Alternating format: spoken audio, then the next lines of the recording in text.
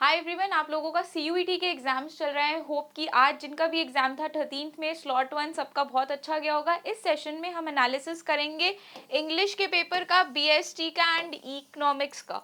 तो इंग्लिश के पेपर में अभी तक बहुत कंसिस्टेंटली हर स्लॉट में आ रहे हैं 2 आरसीज। इसमें भी आपके पास 2 आरसीज आए थे। बच्चों के हिसाब से बहुत लेंदी आरसीज थे, वेरी कंफ्यूजिंग, जहां स्टूडेंट्स को ये लग रहा था कि आरसीज उनके लिए स्कोरिंग रहेगा। कुछ बच्चों ने अटेम्प्ट भी नहीं किया बिकॉज दे वर दैट लेंदी। एक था कोटा एंड स्टूडेंट ट्रॉमा पर, दूसरा another passage was narrative situation related to an ID card.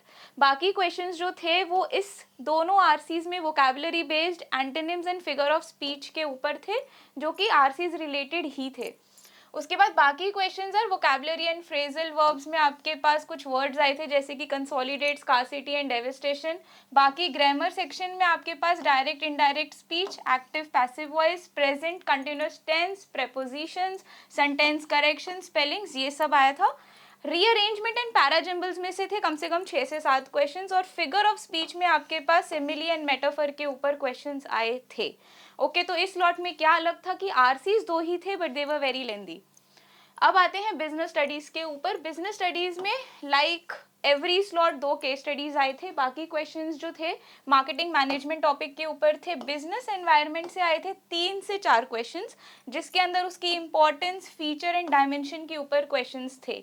फिर है nature and significance of management के ऊपर थे 2 क्वेश्चंस, जिसमें कवर किया था उन्होंने management as an art, profession and feature of management. बाकी क्वेश्चंस थे techniques and principle of management के ऊपर। प्लानिंग से थे 8 क्वेश्चंस। फाइनेंशियल मार्केट के ऊपर मैच द कॉलम फॉर्मेट में क्वेश्चन पूछा गया था। फाइनेंशियल मैनेजमेंट के ऊपर भी थे 4 से 5 क्वेश्चन, जिसमें फैक्टर्स एंड फॉर्मूलाज इंक्लूडेड थे।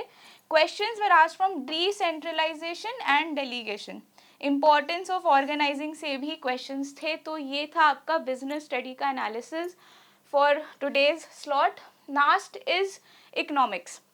इकोनॉमिक्स में अभी तक वेरी कंसिस्टेंटली माइक्रो इकोनॉमिक्स में से सबसे कम नंबर ऑफ क्वेश्चंस पूछे जा रहे हैं। सबसे ज़्यादा क्वेश्चंस आ रहे हैं आपके मैक्रो इकोनॉमिक्स में से, जो कि with every slot very consistently 30-32 के आसपास जा रहा है। उसके बाद आपसे पूछे जा रहे हैं आईईडी में से क्वेश्चंस, जो कि 10 से 12 के आसपास हैं। और अकॉर्डिंग टू द स्टूडेंट्स उसके अंदर जो क्रोनोलॉजिकल ऑर्डर के क्वेश्चंस आ रहे हैं वो हर बार आ रहे हैं, कम से कम 3 से 4 आ रहे हैं, very to the point, very easy.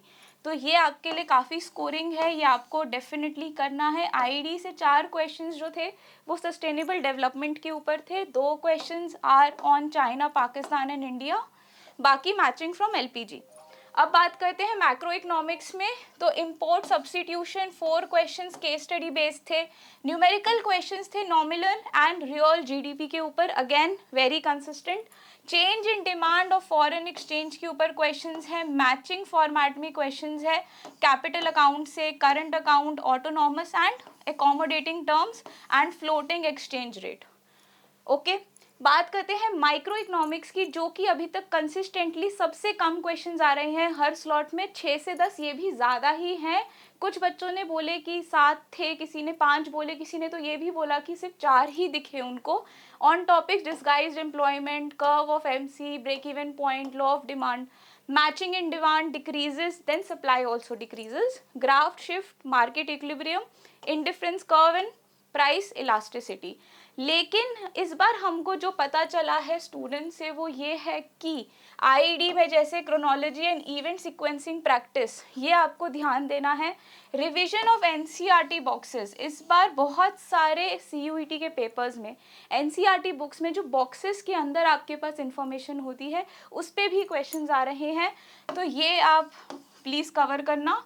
Side content जितना भी हर चैप्टर में है that is also very important. Factual clarity, names, authors and dates, ये सब आपको ध्यान रखना है इस बार।